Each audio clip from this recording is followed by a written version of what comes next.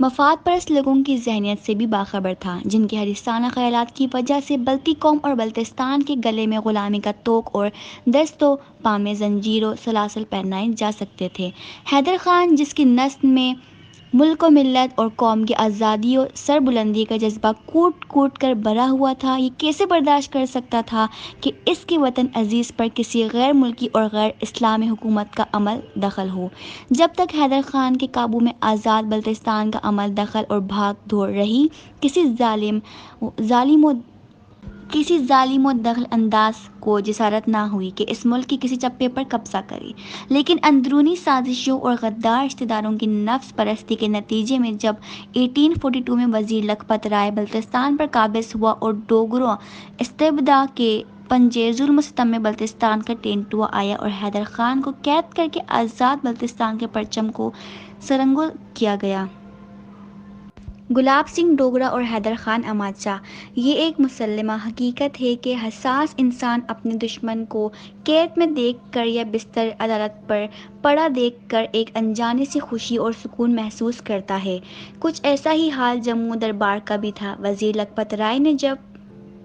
لداخ، پوریک اور بلتستان کے سیاسی اور جنگی اسیروں کو اپنی سرکار کے دربار میں پیش کیا تو گلاب سنگھ نے ان سیاسی اسیروں کو مختلف شہروں میں نظر بند رکھنے کا حکم جاری کیا۔ اخلاقی، معاشرتی یا تعزیری مجرم یہ تھے نہیں، اور پھر تمام اسرا حکمران خاندانوں سے تعلق رکھتے تھے، اس لیے گلاب سنگھ دشمن ہونے کے باوجود ان کی عزت اور احترام کا خیال رکھتا تھا، لہٰذا اس نے چند اسیروں کو کشتواڑ جیل میں بھیج دیا، جس میں ریگیلفو،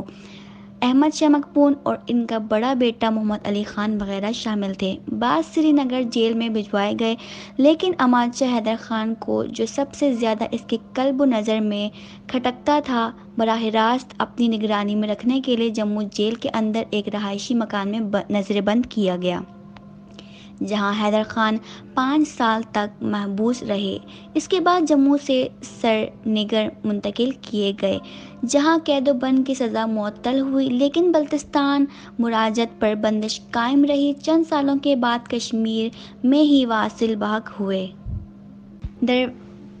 دربار تک لانے اور پھر دربار سے جیل کی طرف لانے لے جانے میں وہی لطف اور سکون محسوس کرتا تھا جو آدمی کا تقاضا اور خاصہ ہے، جس کا میں نے پہلے ہی ذکر کیا ہے۔ لیکن اس نشست و برخاست کے نتیجے میں متعدد لطیفے پھوٹے ہیں، جو ہم اپنے بزرگوں سے سنتے آئے ہیں۔ ایک دن گلاب سنگھ نے لکھپت رائے کی رپورٹ کے مطابق حیدر خان کو بلا کر اس معاہدے کی مناسبت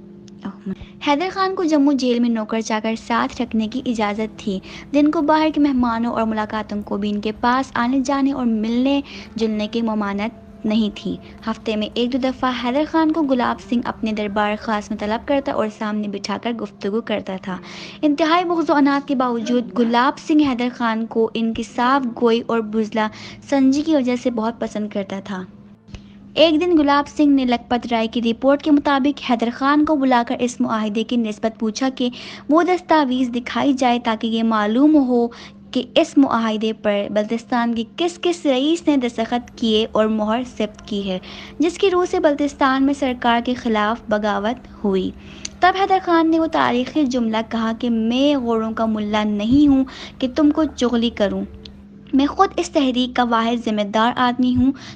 اور صرف میں ہی اس کے نتائج بھگتنے کا حقدار ہوں۔ اب تک بلتستان میں یہ محاورہ بلتستان زد خاص و عام ہے۔ جب بھی کسی پر چغلی یا تراپن کا الزام لگایا جاتا ہے، وہ اپنی صفائی میں یہی جملہ دہراتا ہے کہ میں غوروں کا ملا نہیں ہوں۔